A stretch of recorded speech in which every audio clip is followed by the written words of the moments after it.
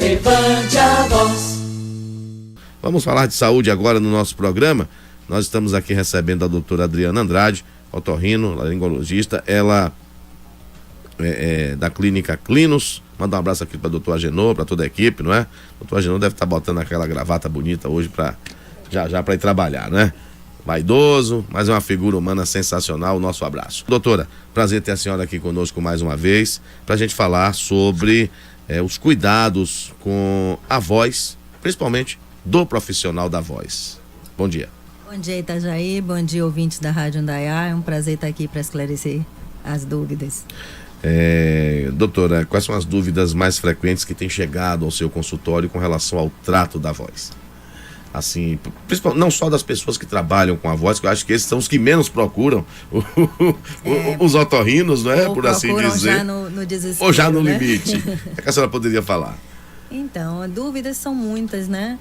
E o profissional da voz é o mais atingido porque é aquele profissional que depende da voz para exercer sua profissão, né? Então, existem as dúvidas com relação aos cuidados, o que é que pode, o que é que não pode, o que é que se beber tal coisa melhora, se não beber tal coisa, o que é que piora, o que é que melhora, né? Então, na maioria das vezes, as dúvidas são com relação a isso. Bom, que tipos de bebidas, não só alcoólicas, mas não alcoólicas, podem interferir no funcionamento das cordas vocais, digamos assim? Bom, a bebida alcoólica sempre interfere, né? A corda vocal é um músculo, então quando você toma uma bebida alcoólica, há um relaxamento e aumenta a sensibilidade de todo o corpo, e isso faz com que você acabe forçando mais a corda vocal, tá? Então, na verdade, aquela história de vou tomar um conhaque para melhorar a minha voz. Não vai melhorar, vai piorar. Tem gente que tomou uma pequena quantidade de uísque para relaxar também, isso, não é? Isso, nenhuma bebida alcoólica é aconselhável para esse fim, tá? Então, o mais importante para o profissional da voz é fazer o aquecimento vocal, que são exercícios que fazem com que a sua corda vocal esteja preparada para o trabalho, né? Assim como a gente não sai correndo, antes de fazer um exercício a gente precisa fazer o aquecimento, né? Do mesmo jeito a corda vocal também precisa. O figurino, ele pode influenciar na voz? Um rapaz como esse, que está aqui na sua frente, que tem essa voz de violão, não é muito bonito não, mas tem uma voz bonita, se ele se arrumar direitinho, vai mudar alguma coisa aí na voz dele? Então, o figurino interfere principalmente se você tiver roupas apertadas na região do pescoço. Tá vendo aí, né? Ou na cintura.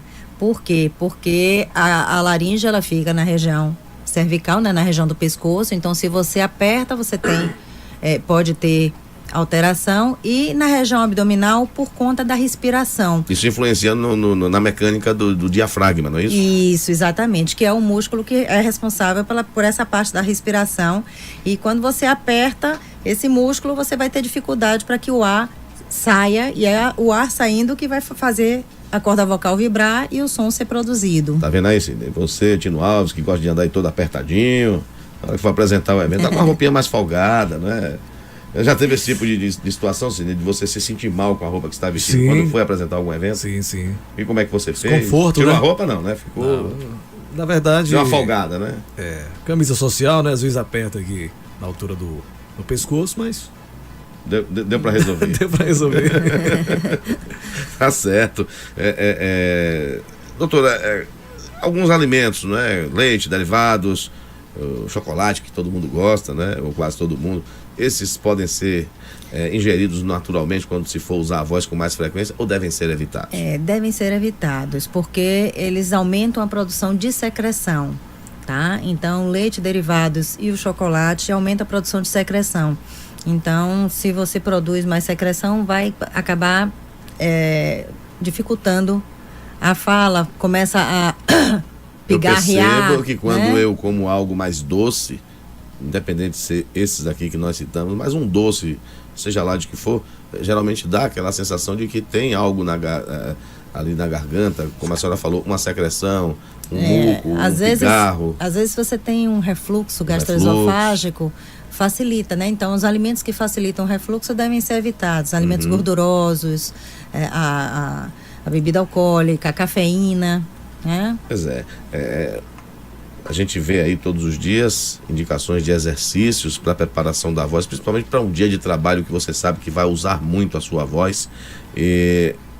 Esses exercícios e a postura corporal influenciam no melhor desempenho vocal? Com certeza. O aquecimento vocal é algo que todo profissional da voz deveria fazer, né? Então, ele deve procurar o otorrino para fazer a avaliação de suas cordas vocais ou pregas vocais, e daí ele vai ser encaminhado à fonoaudióloga para fazer a avaliação e determinar quais são os melhores exercícios para aquele caso, né? Porque apesar de ser profissional da voz, tem o profissional da voz que trabalha no rádio, tem o que trabalha na televisão, no teatro, tem diferença o professor, dessa preparação?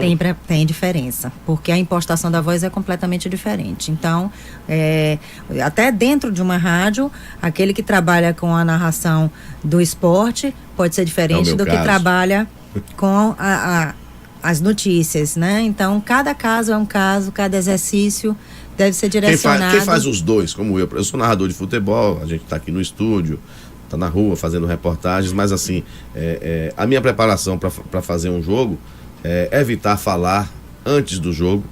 A gente sempre tem ali a pré-jornada, mas eu me resguardo mais. Quando você consegue isso, é ótimo. Né? Deixo mas ali nem os sempre companheiros, é viável, né? Porque a gente precisa estar ali 90 minutos, pelo menos, ininterruptamente, né? Teoricamente, e na prática acontece, e mais um pouco depois do jogo. Mas antes do jogo eu procuro utilizar a minha voz o mínimo possível. Tá correto. Né? Para poder a gente ter ali condições de levar até o final. E evito tomar gelado, né? Coisas desse tipo. Comer alimentos muito quentes também. Isso é mito ou é verdade?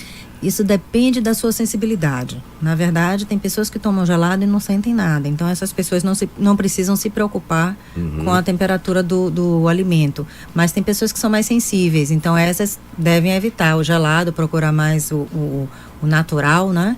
E os alimentos muito quentes também, que podem facilitar refluxo, né? Os professores, eles devem ter algum cuidado especial. Como é que o professor, por exemplo, pode economizar a sua voz?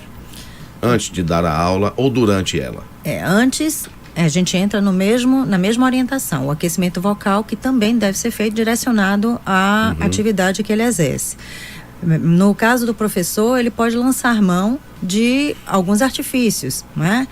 Não concorrer com a voz dos alunos. Então, quando aquela sala está muito alterada, falando alto, procurar, ao invés de gritar para poder conseguir ser ouvido, criar alguns códigos, né? Bater palma quando quiser silêncio, apagar a luz. Chamar a atenção de alguma forma sem utilizar a voz. Sem utilizar a voz. Porque se você Eu já subi na mesa. Eu sou professor também. Teve um dia que literalmente eu subi na mesa porque os meninos estavam impossíveis, seu Cílio. Eu subi na mesa e digo, olha, vocês não estão me vendo aqui não. Porque não é possível. Eu tinha um professor que ele tinha uma técnica bem interessante. Quando a turma começava a falar, ele aí começava a dublar o que ele estava explicando. E aí a turma começava a querer ouvir e aí calava a boca. Ele aí começava a falar de novo. E aquilo que ele dublou, tenha certeza, ia cair na prova. E ele não repetia, claro. Era então aí que todo mundo. armadilha. Exatamente, ele avisava isso no primeiro dia de aula. Quando começava a dublar, todo mundo se desesperava. E aí a turma toda. Nossa Senhora. Então cada um tem que ter um código, né? Tentar cada um adota um método da melhor maneira, que né? funcione, né? Isso. Agora, doutora, a voz cantada, ela é diferente da voz falada e tem a voz para fazer uma cantada também, né? Isso aí tem que ser, né? Assim, um negócio mais elaborado, né? Então, é completamente diferente, né? Então, o trabalho com a fonoaudióloga vai depender do que você faz. Uma aula de canto, que vai funcionar para a voz cantada, para a voz falada, pode até agravar o caso.